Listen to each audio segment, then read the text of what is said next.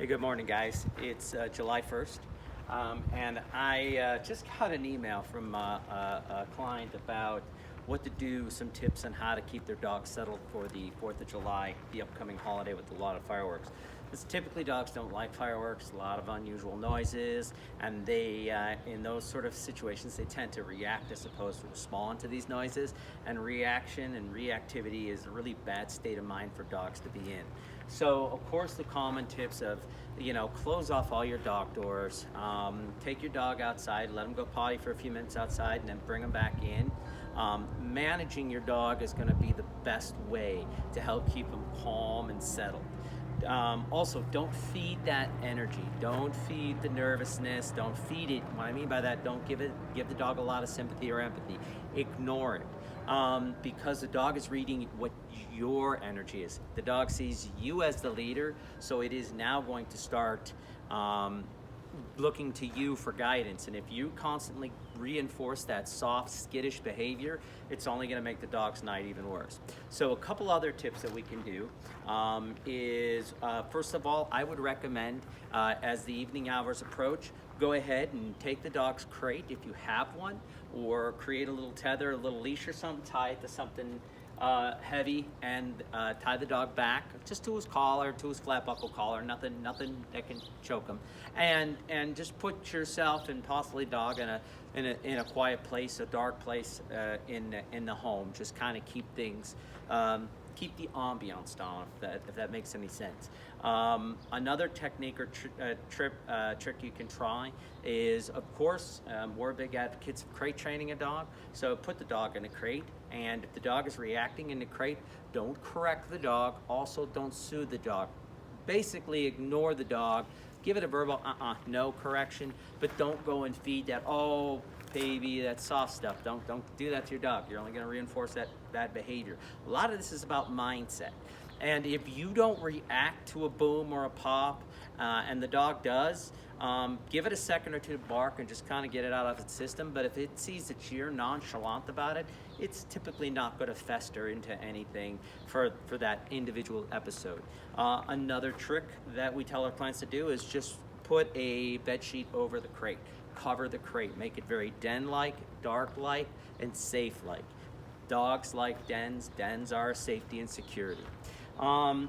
If that doesn't work, or if you want to use something in conjunction with, one of the things that we have available here, and I'm pretty sure it's available most places around the country, is CBD tincture.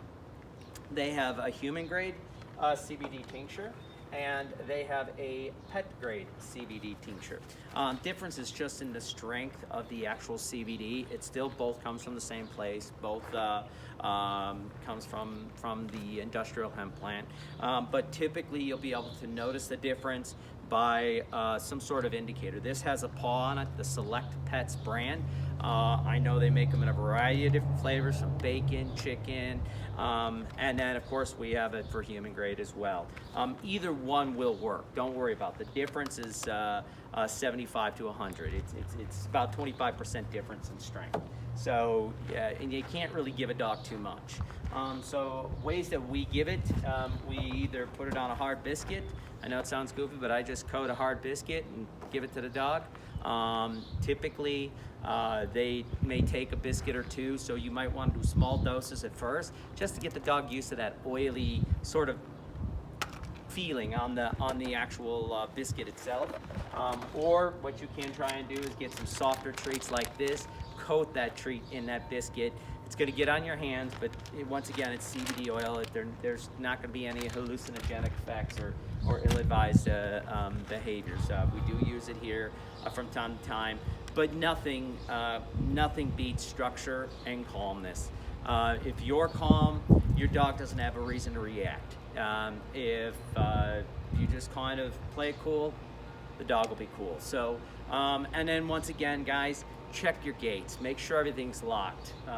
Don't use dog doors. If you use dog doors, close them down for the night and just let the dog in and out yourself. Go with the dog outside. Don't set it and forget it and let them play around. Because I know right now, from the 3rd up to the 10th here in Las Vegas, the Humane Society is going to be expecting a heavy influx of lost dogs, lost animals. And a lot of it is attributed to just mismanagement on the human's part.